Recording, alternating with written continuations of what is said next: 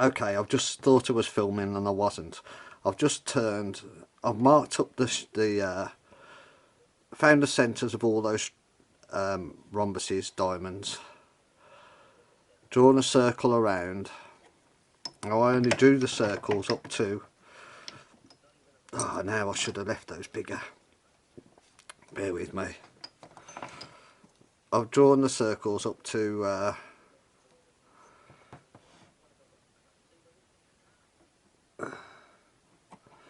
got to get the right sets of centres here.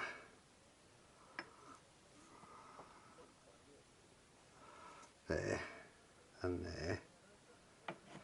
Drawn the circles. I only drew them up to the centres of the square points, the cube points, and I should have drawn them up to the centre of the octahedron points from the original layout. So I'm marking these.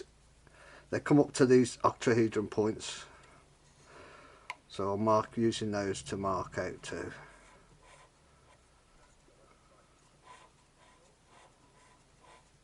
Now I should have left those tips bigger and undercut more, because it would have, later on it's going to be like with the last shape, it gives you somewhere for your mark out to carry on through. Anyway, I'll turn these two, mark the other one, find the right point, which is there.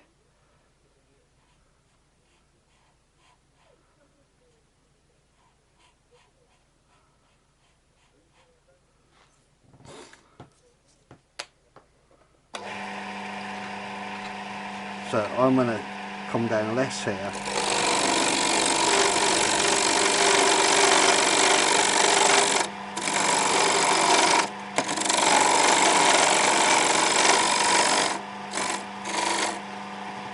But let's have a look at that and see how.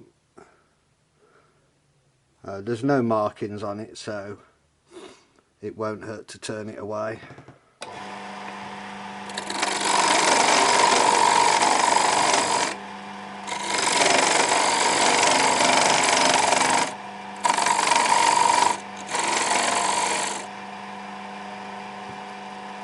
One's across.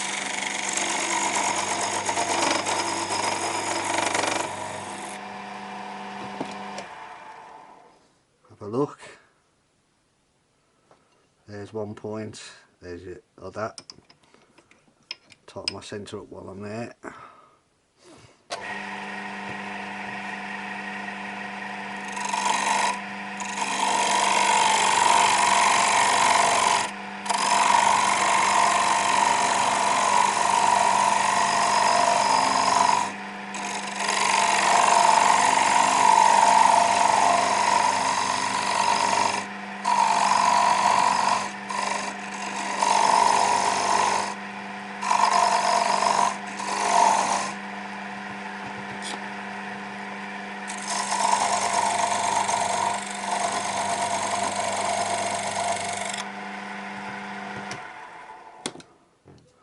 Okay, so I've just got to do that a few more times, and then I'll come back when I'm doing the last one.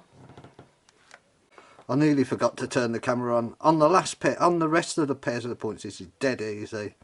On the last pair of the points, you can't see your mark, so you're going to have to just sneak up on your point.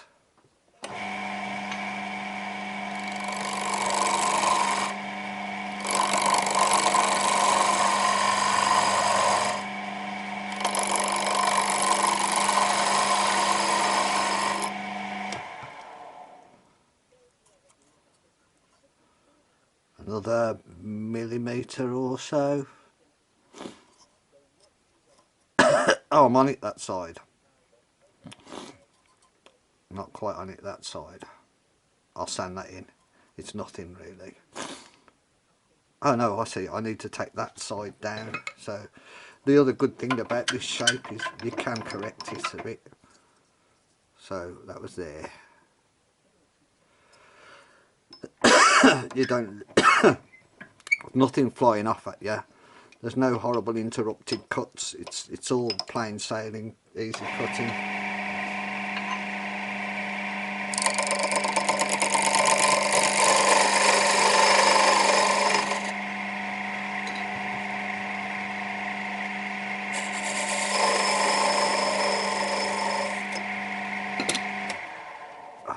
don't think I did my undercuts on them last two. No, I didn't. So I've got to go back to those centres.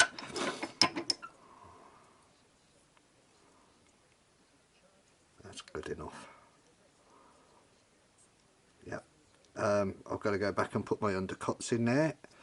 But the shape's there. You won't really see it clearly until I clean it up, but it's there. Another one in the bag. It's called Rhombic Dodecahedron. Thanks for watching. So there it is, a rhombic dodecahedron. See, each face is a rhombus. There's 12 of them, and they're all identical. Very interesting shape. It's what's called a minimum energy shape. That is, if you imagine you pack a load of spheres in a box, you're going to have spaces in between. But if you can pack those into a box and there's no spaces in between, there'll always be a way of packing more in there without introducing space.